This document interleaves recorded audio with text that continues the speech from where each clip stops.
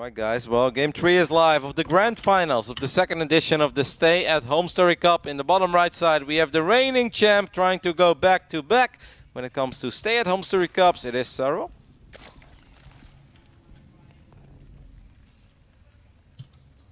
Take it away, Laser. Miko. In the top left corner, the teamless player, he should find a team pretty soon with this type of play.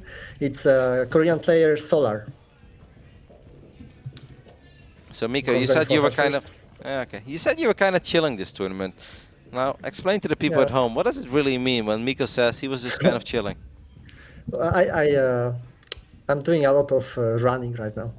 You know, we have like a new club on Strava with some pro gamers, and we're like uploading all our runs and workouts to Strava, and we put goals for our club. So this week we have 250 kilometers to run with a couple of people, and yeah, I'm like running every day, just working out. So who's part of this running crop? Because Lembo already kind of mentioned this before, and I was like, man, this sounds really fun. I kind of want to be part of it.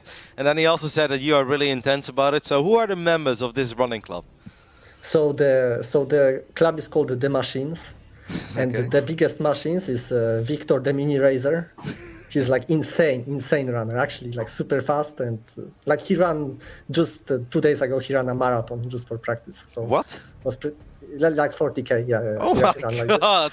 Like then the second, I am the second, so I run pretty much every day, but it's like 5 to 10K runs usually. And then Raynor, like he runs a little bit. This week he didn't run anything, so we are like giving him a lot of abuse pretty much for not running, because we have goal and we need to accomplish it, right? so if he's not running, it's a big problem for all of us. And then we have Jon Snow, we have Harsten, Kung Fu Ricky. So yeah. Oh, Kung Fu. Kung Fu's gotta be good. Come on, man. That's raw German steel right there. I mean, he runs from time to time. Okay. Well, like I can't tell you. Stefano started running recently with us. Yeah. Well, it's pretty fun. But he's running on. With Stefano's lifestyle, I assume he makes 200 meters and then. No, he does. He actually runs like a couple Ks. Okay, not all that bad. Not bad. So yeah, pretty much like I'm just really enjoying that, and I was practicing a bit less recently. Okay, all right, guys. We have pretty similar openings, I'd say, right? Circling speed on both sides. Baininess going down. Neither play doing something crazy. You know, I don't know if you guys have a reason for this, but all tournament long, I haven't seen one player make just like a bunch of circlings to be aggressive, skip the baiting nest, and go roach one. Why is this not a common thing this tournament? Just skip baiting nest and go for straight roach? Yeah. It's a good build. I haven't seen it once, not once time, all tournament long. That's just strange. I think it's a nice build to play from time to time. But bailiness is just as good. Like there's no reason to really change it too much. Yeah, like both builds, in my opinion, are quite even. Like almost no difference in like at least strength level of both. Yeah, I think the Rocheborn one is not as solid, and it's good to mix in. You can easily die with it if you want to play it the economic way. So you usually have a relatively late Rocheborn. There's some Ling Bane counterattacks. Usually you're also a little bit behind early on in the economy because you need to make links in order for it to be safe, because you can't allow your opponent to morph some Banings on the other side. But yeah, I think the standard is and will always be the Baneling 3 base, which we're also seeing here. And this game is exactly the same as the first time those two played on this map, because Solar went for Lair first, early second gas into the Muta, whereas Serral went for the missile upgrade first, and he's just going to play standard again. No, the last time they played, I think Solar caught a massive break, right? When he surrounded those 6 queens over here on the ramp. And from that point, I was like, that's really good. And it wasn't good enough to win. I gotta say, I find it kind of ballsy to just do the same strategy again, because there's no guarantee he's going to get a similar start to what he did last game, right? Yeah, I actually really like this one, because you can wall off with just 2 buildings. So Serral cannot know if there's a roach warrant behind or... So... It's a very good map for Muta, actually, now that I look at it. Well, that part of the map is very good for Muta, but the bases are pretty close together and very early connected with creep, and it's kind of choky. So it's like a lot worse, I feel like, for Muta in general than the other maps. But yeah, that one feature, you're right, it's harder to scout. And Serral is actually going Roach Corruptor. Oh, Roach Corruptor is actually, Serral is, I feel like, very good at it. Like in practice, I played some with him, and it seemed like Roach Corruptor was always quite meh. Like a good meta player should win, but actually Serral made it look quite strong. Yeah, I'm gonna say that much. Now, it is really important for Solar to figure out what he's up against, because so far this just does look standard for him. I do not think he scouted the Spire. So, for Serral right now, this 4th base, it's not super necessary, because I think he's just gonna go for a quick timing, right? He's just gonna try to get out as many Corruptors as possible right away, and then try to attack. Yeah.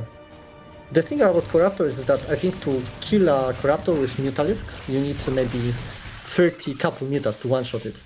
So you pretty much never have that amount of Mutas, and at that point, I think Corruptors are just trading better than Mutas. So they are like a nice counter to Muta. Whoa. But Solar is going Hydra, and he thinks it's a standard game. That's so bad for him, because this will be gas missing from his Muta count, which is super, super important. Like Muta versus Corruptor is such a close battle usually, and you really, I was about to say, you don't really want to morph any offensive banelings because it hurts your Muta count, but starting +1 missile and the Hydra is really bad for Solar in this case. So why does he start a Hydra then? He's going Muta into Lurker instantly? Yeah. This is basically a fake Muta, he's gonna try to go into basically a late game from a little bit ahead and with map control. So Lambo, you're mostly worried for Solar because Serral is going to make Roaches and Corruptors and run to the other side of the map. Is that why you're concerned? Yes, absolutely. If he does that, if he does a normal timing, he's actually getting 2 gases on his third base, so maybe he wants to play defensive Corruptors. But usually you just go with 66 drones, and in that case Solar would be 100% dead. But now not so much. So maybe this can work out for Solar. Serral scouts his gas as well, sees that Solar is taking these gases immediately. But even though Serral's scouting has been impeccable throughout the entire tournament, he does not know about the Hydra Den, he does not know about the Lurker Den, he doesn't know about this quick hive. I gotta say, I wouldn't really have picked Solar as the kind of Zerg to pull this one off either, but I actually think he's getting away with it. Yeah, actually, this is the first time Serral messed up with scouting. He doesn't know, like he's not expecting this at all. Like I think it didn't even cross his mind that Solar just wouldn't mass Muta at this point. I think at this point Serral is going to be like, what the hell? Why do I have way more Corruptors than you have Mutas? He's going to obliterate it, but Serral was obviously not born last night. He knows at this point something is wrong. Because Solar is a great player and he was supposed to have way more Mutas and try to push the issue a little bit longer. Now Lurkers are already out. Serral immediately drops his own infestation pit, but it's a little too late for any sort of a Roach Corruptor timing, correct?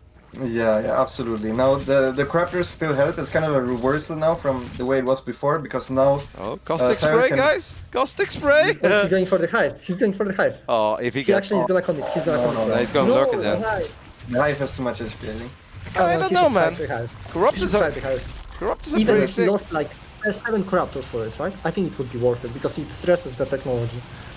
So yeah, Solar would not be able to make upgrades for Lurkers. He would have to start the lair. I think that would be totally worth it, right? Yeah, I'm kind of with Miko here. I think he should have done Maybe. it. Yeah, I'm kind of with it. It's a little bit of a two-edged sword here, because he would lose the Corruptors, and part of the Corruptors' strength right now is that the Hydras need to stay at home. So yeah, and Solar imagine might have after a this, strong if Solar just went mass Muta, back to mass Muta. That would be the play. I doubt it. Well, obviously a very important game here. Oh, he's going for the hive. He's going for the hive. Yep, and I think he might still get it, guys. Most of the units of Solar out of position. Solar is very occupied with the fight on the right side.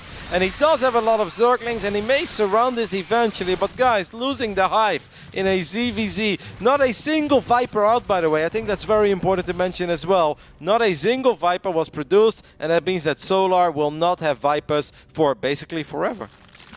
Yeah, and not only that, but he also didn't start the Lurker upgrades in time, Oh, no. I think. Yep, no. So yeah, he's Well, gonna he lost be the stuck Lurker on- then. Yeah, right, so- right. He already has it again, though. He has it again already. Oh, you're he right. just didn't get the upgrades in time before it. Oh my god, is he gonna lose the fort base. These Corruptors are sick. Alright, Solar is just going to attack on the other side of the map, but he's very circling heavy. There are a couple of Ravages as well for Serral that can buy some time. But Serral, of course, I want to say has his own defensive lurkers, but he actually doesn't. So this is kind of a tricky defense, but Karasabal is connecting with Hydras at first, and at least it forces the lurkers to move away. But this is still kind of dicey for Serral, I think. Serral can just give up this base. He doesn't need to defend anymore. He sniped all the hatcheries. There's only one more hatchery for Solar. Oh my god. He just can't give up this base. There's no Yeah, need. but I like what he's doing here. I think eventually he will give up this base, but he's kiting back with corrosibating the lurkers constantly. So he keeps picking up a couple of lurkers at a time.